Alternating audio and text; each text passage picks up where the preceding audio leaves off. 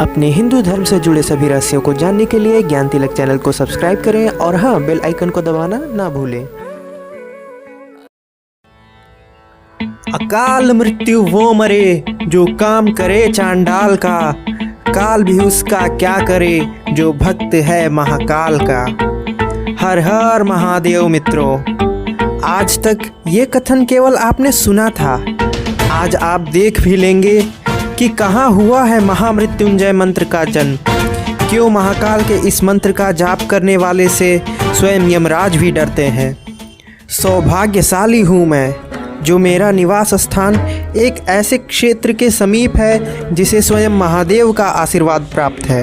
परंतु दुख तो इस बात का है, जहाँ मैं बचपन से ही अपनी माता के साथ दर्शन करने जाता रहा, उस धाम का वास्तविक महत्व मुझे कुछ समय पूर्व ही ज्ञात हुआ।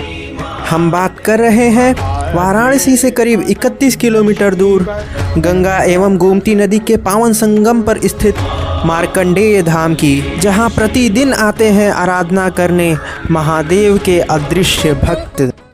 ये कथा है महादेव में अटूट विश्वास रखने वाले भक्त मार्कंडेय की, जिन्हें स्वयं महादेव ने अमरत्व का वरदान दिया। हजारों वर्ष पूर्व दक्षिण भारत में भृगु ऋषि के यहाँ एक तेजस्वी बालक का जन्म हुआ, जिसका नाम मृकेंडु रखा गया। उनके विवाह उपरांत वे और उनकी पत्नी देवी मरुदमती अनेकों वर्षों तक संतान सुख से वंचित होने के कारण संतान पीड़ा से ग्रसित थे। ऋषि मृकेंडु की पत्नी देवी मरुदमती को भी प्रभु में उतनी ही आस्था थी जितनी कि ऋषि मृकेंडु को। तो उन्होंने भी यह सुझाव दिया कि संतान सुख पाने के लिए दोनों पति पत्नी को कठोर तपस्या करनी चाहिए। फिर ऋषि मृकेंडु ने गहन और घोर तपस्या आरंभ की और वहाँ स्वयं आश्रम में देवी मरुदमती ने भी भोलेनाथ की आराधना आरंभ कर दी। समय बीतता गया, समय के चक्र के अनुसार ऋतुओं में भी परिवर्तन होने लगा था, किंतु ऋषि और उनकी पत्नी निरंतर तप करते रहे और अनेकों वर्षों की घोर तपस्या करने के पश्चात महादेव ने अंततः प्रसन्न होकर उन्हें पुत्र प्राप्ति का वरदान दिया। परंतु साथ ही साथ उन्होंने उस वरदान को एक बंधन से बांध भी डाला। वरदान के अनुसार उनका पुत्र अत्यंत तेजस्वी और ज्ञानी होगा, परंतु उसकी उम्र मात्र 12 वर्ष की ही होगी। कैसा पुत्र चाहिए आपको? जिसकी बुद्धि अतुलनीय हो, हमें ऐसा पुत्र दीजिए प्रभु। तथास्तु, किंतु उसकी आयु केवल 12 वर्ष की ही होगी। उसके पश्चात उसके जीवन का अंत हो जाएगा, अर्थात वो अल्पायु होगा। ऐसा वरदान देकर महादेव अंतर्ध्यान हो गए। ऋषि मृकेंडु ने इस वरदान का स्वीकार किया और देवी मरुदमती ने एक अत्यंत तेजस्वी व प्रभावशाली पुत्र को जन्म दिया, जिसका नाम उन्होंने मार्कंडेय रखा। वर्ष बीतते गए और अब मार्कंडेय की आयु पूर्ण होने को ही थी। तब एक दिन मार्कंडेय ने अपनी माता को विलाप करते हुए देखा और उन्होंने अपनी माता की इस विषाद का कारण जानना चाहा। बहुत मना करने के बाद भी अंततः देवी मरुदमती ने उन्हें बता ही दिया कि मार्कंडेय की आयु अल्पायु है, अर्थात अब उनका जीवन काल समाप्त होने वाला है। तब ऋषि मार्कंडेय ने अपनी माता से कहा कि हे माता, मुझे मृत्यु का भय नहीं है, परंतु मैं अपनी माता पिता के सुख के लिए अपने भाग्य को अवश्य परिवर्तित करूंगा। मैं काल से भी ऊपर जो महाकाल बैठे हैं उनकी आराधना करूंगा। और वे निकल पड़े महादेव की आराधना करने और उन्होंने अपनी तपोस्थली बनाई वाराणसी नगरी के क्षेत्र कैथी को, जो अब मार्कंडेय धाम के भी नाम से जाना जाता है।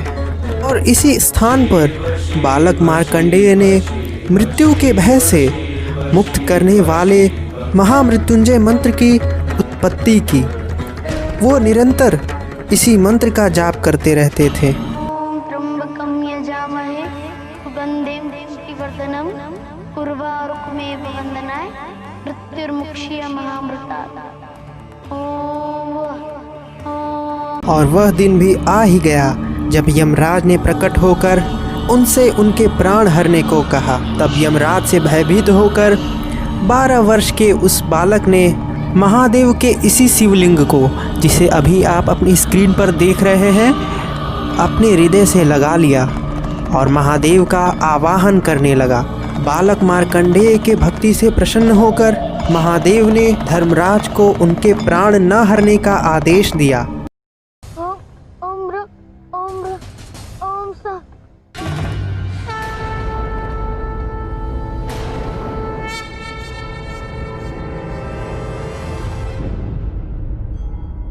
मैं तुम्हें दीर्घायु का वरदान देता हूँ।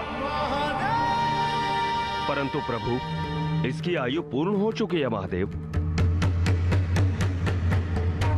मैं इसे अवश्य ले जाऊंगा। इस बालक के अर्जित किए हुए ज्ञान द्वारा इस संसार में होने वाले कल्याण को समझे, ना कि इसका जीवन हरता बनके इसके प्राण हर ले। इस मंत्र से इस बालक ने अपनी मृत्यु पर विजय पाई। आने वाले भविष्य में ये मंत्र महामृत्युंजय के नाम से जाना जाएगा और इस मंत्र का जाप करने वाले को कभी अकाल मृत्यु प्राप्त नहीं होगी। और इसी स्थान पर उन्हें अमरत्व का वरदान भी दिया और उनके द्वारा निर्मित इस मंत्र को महामृत्युंजय मंत्र का नाम दिया और कहा कि जो भी भक्त इस मंत्र का नित्य प्रतिदिन जाप करेगा उसे कभी भी अकाल मृत्यु प्राप्त नहीं होगी।